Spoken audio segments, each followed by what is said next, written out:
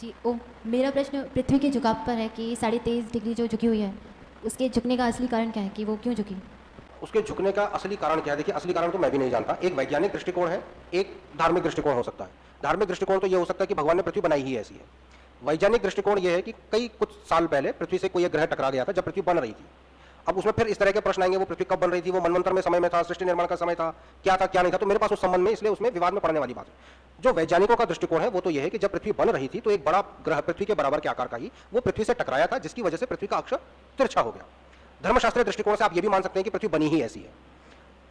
पृथ्वी टेढ़ी क्यों है उसका तो कारण आप कैसे भी मान लीजिए, बट पहले मुझे यह बताइए कि पृथ्वी अगर झुकी है तो पृथ्वी झुकी किस तरफ को है,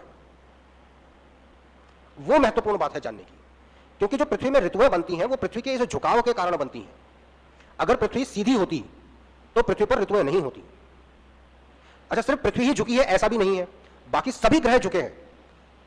कोई भी ग्रह ऐसा नहीं है जो बिल्कुल सीधा सीधा चलता हो, सब कुछ ना कुछ झुकाव लिए हुए हैं। इसका एक वैज्ञानिक कारण और बताता हूं। जब आप किसी लट्टू को घुमाते हो, अगर लट्टू में द्रव्यमान सभी दिशाओं में समान रूप से बटा हुआ हो तब तो लट्टू बैलेंस्ड है, तो वो सीधा सीधा घूमेगा। लेकिन अगर लट्टू में आप एक हिस्सा भारी कर दो तो जब वो घूमता है तो उसकी घूमने की दिशा थोड़ी सी तिरछी हो जाती है।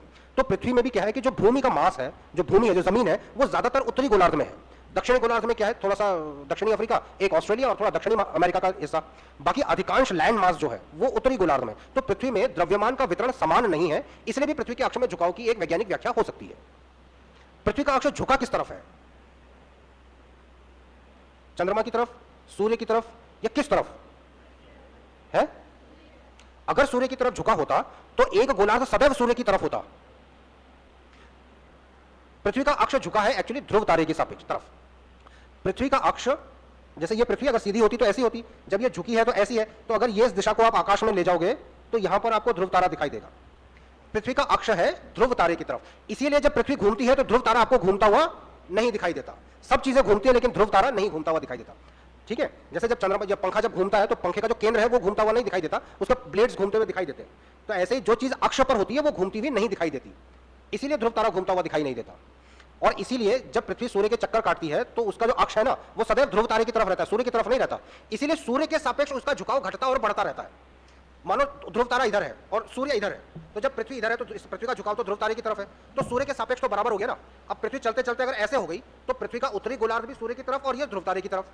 जब ऐसे चलेगी तो पृथ्वी जब घूम रही है तो पृथ्वी ऐसे नहीं घूम रही है, उसका अक्ष उत्तरी ध्रुव की तरफ है तो अक्ष उत्तरी ध्रुव की तरफ ही है। और जब ये यहाँ ऐसे में चली गई तो ये उत्तरी गोलार्ध जो है सूर्य से दूर चला गया और दक्षिणी गोलार्ध सूर्य के पास चला गया। तो पृथ्वी का अक्ष जो है वो झुका हुआ तो है, लेकिन वो झुका हुआ है ध्रुव तारे की तरफ, सूर्य की तरफ नहीं झुका हुआ है।